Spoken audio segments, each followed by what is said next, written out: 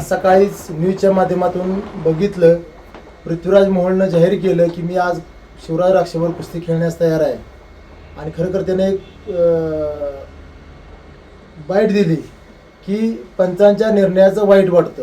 खरं पृथ्वीराजच्या खेळाडू वृत्तीचं म्हणजे कौतुक केलं पाहिजे.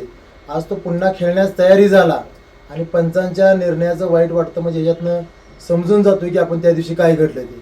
म्हणून मी आज जाहीर करतो, पृथ्वीराज मोहोळ आणि शिवराज राक्षे ह्या दोघांची कुस्ती परत सांगली शहरामध्ये लावून दोघांनाही 25-25 लाख रुपयाचा बक्षीस देऊन त्यांचा योग्य तो सन्मान करून ही कुस्ती परत सांगली शहरामध्ये लावून संपूर्ण महाराष्ट्रामध्ये जो एक वाद तयार झालेला आहे की अन्याय झाला किंवा नाही झाला किंवा पंचांची चुकी काय चुकी, ह्या सर्व गोष्टीचा पडदा सांगली शहरामध्ये पाडून संपूर्ण जनतेच्या मनामधला जो संभ्रमावस्था आहे ती आपण दूर करण्याचा प्रयत्न करत आहोत. आणि लवकरात लवकर या दोघांच्या वेळेनुसार सांगली शहरामध्ये ही कुस्तीचं आयोजन करून संपूर्ण महाराष्ट्रातल्या कुस्ती शौकीनांचा जी संभ्रमावस्था तयार झालेली आहे ती दूर करण्याचा प्रयत्न करू.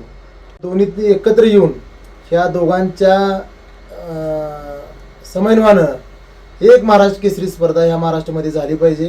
कारण महाराष्ट्र केसरी ही एक मोठं पद ह्या महाराष्ट्रातल्या कुस्ती क्षेत्राला आहे. आणि त्या दोन महाराष्ट्र केसरी होऊन या महाराष्ट्र केसरीचं तुम्ही नाव कमी करताय असं मला वाटतंय. म्हणून लवकरात लवकर मुख्यमंत्री, दोन्ही उपमुख्यमंत्री आदरणीय पवार साहेब, उद्धव ठाकरे साहेब यांना भेटून ह्या दोन्ही संघ परिषद आणि संघ एकत्र येऊन एक महाराष्ट्र केसरी या महाराष्ट्रामध्ये व्हावी.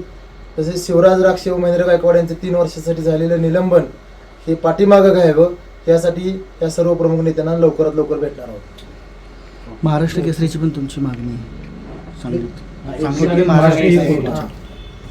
यापूर्वीही मी सांगलीमध्ये महाराष्ट्र केसरी स्पर्धेचं आयोजन मिळावं म्हणून 2 वर्षापूर्वी मी मागणी केलेली होती, प्रेस घेतलेली होती की महाराष्ट्र केसरी विजेत्याला 1 कोटी रुपयाचं बक्षीस देऊन त्याचा सन्मान ह्या सांगली जिल्ह्यामध्ये केला जाईल.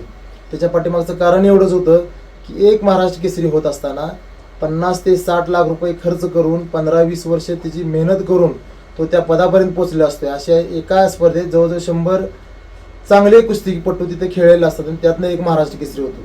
त्याला योग्य तो सन्मान झाला पाहिजे. सांगलीमधनं एक पायंडा पडला पाहिजे महाराष्ट्रामध्ये की महाराष्ट्र केसरी विजेत्याला 1 कोटी रुपये बक्षीस सांगली जिल्ह्यानं दिलं तर येणाऱ्या काळामध्ये नगरला घेऊ दे, औरंगाबादला घेऊ दे, तिथं स्पर्धा घेतल्या तर महाराष्ट्र केसरी विजेत्याला 1 कोटी रुपये देण्याची जी तयारी आहे तो स्पर्धा भविष्यामध्ये घेईल.